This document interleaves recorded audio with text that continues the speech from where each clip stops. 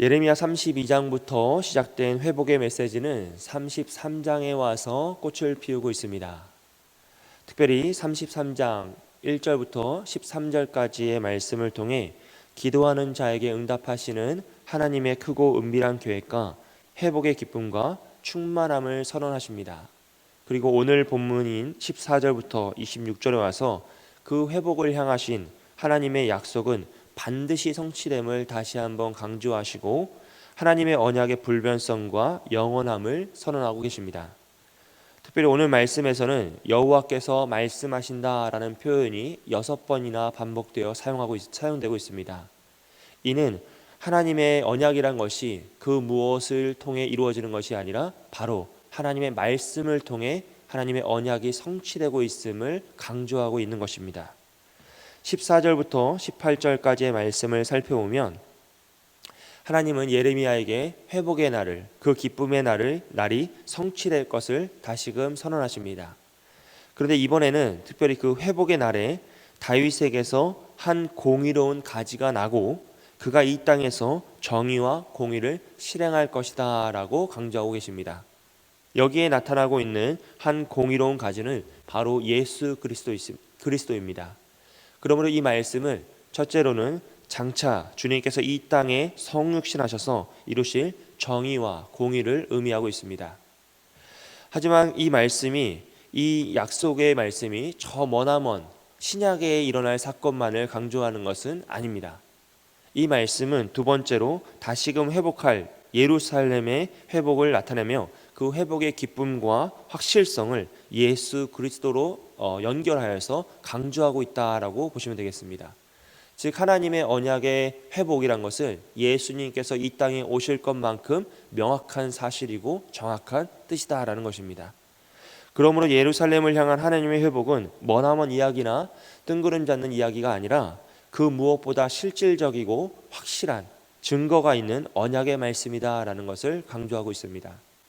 19절부터 26절의 말씀을 살펴보면 언약의 불변성을 자연의 법칙에 빗대어 증명하고 계십니다. 하나님께서 낮과 밤을 창조하시고 그 창조의 질서가 오늘까지 유지되는 것처럼 하나님의 말씀은 결코 변하지 않고 반드시 이루어짐을 강조하고 계십니다. 때로는 북이스라엘과 남유다의 멸망을 통해 하나님께서 자신이 택하신 백성들을 버리셨다, 그 언약이 파기되었다라고 말하는 불신자들도 있지만 그들은 하나님의 회복을 믿지 않는 불신자일 뿐입니다. 그들은 어떠한 능력도 없고 오직 불평과 불만만 외칠 뿐이죠. 하나님은 우리의 삶에 고난을 사용하실 때가 있습니다.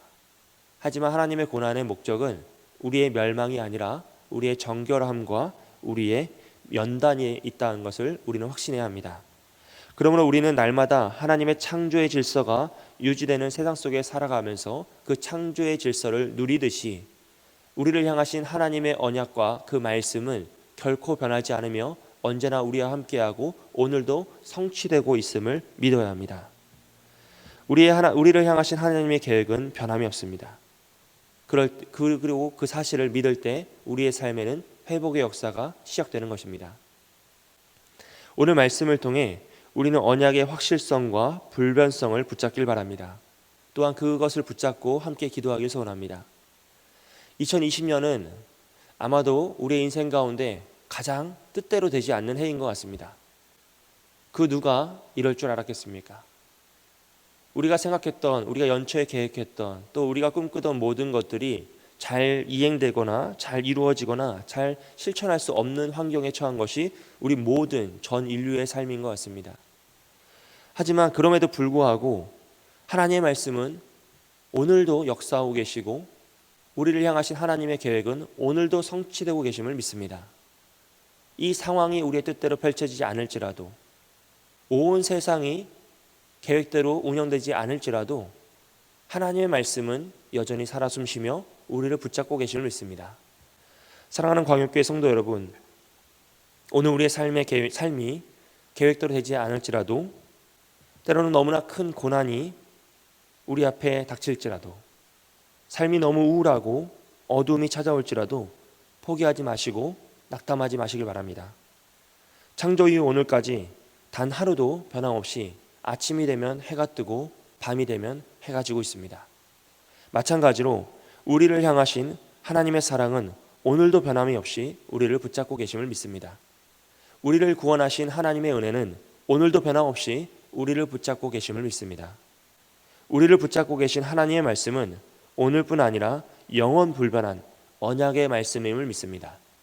이 사실을 믿으시고 이 말씀을 붙드시고 오늘도 각자의 삶의 자리에서 믿음으로 성실함으로 충성되이 살아가시는 저와 여러분이 되시길 소원합니다.